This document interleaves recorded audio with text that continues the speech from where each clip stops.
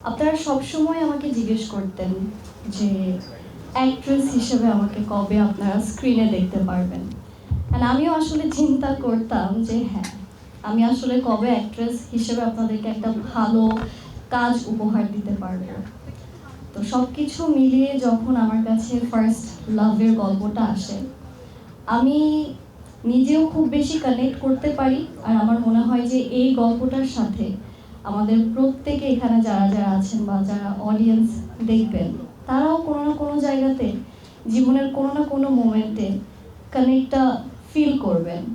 আর নামটা যেহেতু first love, আমি এমন কোনো একটা কাজ দিয়ে নিজেকে বা নিজের কাজ দেখাতে চাচ্ছিলাম যেটা আসলে সবার মনে গেঁথে যায়। আর আমার মনে হয় আমাদের প্রত্যেকেরই প্রথম ভালোবাসাটা আসলে মনে গেঁথেই থাকে, কখনো ভোলা যায় না।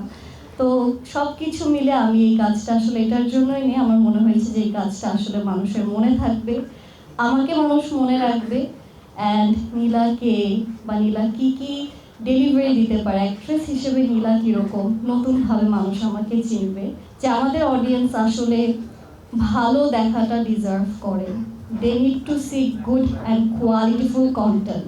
প্রত্যেকটা সিনারিও, প্রত্যেকটা কর্নার, প্রত্যেকটা সিনেমাটোগ্রাফি আপনারা ফিল করতে পারবেন, সুন্দর লাগবে। দেখার যে সৌন্দর্যটা সেটা নাটকে আপনারা খুঁজে পাবেন ইনশাআল্লাহ।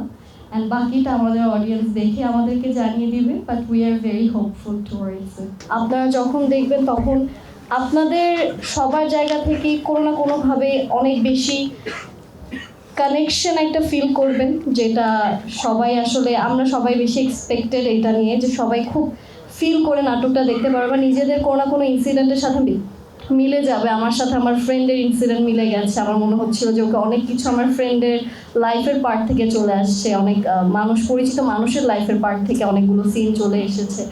তো এই জায়গা থেকে আমি বলবো যে হ্যাঁ, আমাদের এক্সপেকটেশনস অনেক বেশি আছে। আর আমার জন্য আসলে খুব বেশি কষ্ট যে হয়েছে সেটা বলবো না, বিকজ আমার টিমটা খুবই সাপোর্টিভ অ্যান্ড ভালো ছিল। অ্যান্ড আমি আসলে খুশি যে আমি অনেক দেরিতে একটা কাজ সিলেক্ট করেছি, কিন্তু I got the best team to work with. আমার ফার্স্ট লাভ, আমি এটা নিয়ে একটু আগেই মজা করছিলাম যে আমাকে অ্যাকচুয়ালি লাইফে প্রথম যেই ছেলেটা পছন্দ করতো, আমার তরফ থেকে কিছু ছিল না, যেই ছেলেটা আমাকে পছন্দ করতো তার নাম ছিল প্রীতম। আর এই ক্যারেক্টারে যেই প্রীতম, সেই ক্যারেক্টারে হচ্ছে গিয়ে মেয়ে হচ্ছে গিয়ে প্রীতমের পাগল, কিন্তু প্রীতম মনে হয় একটু গাছালা।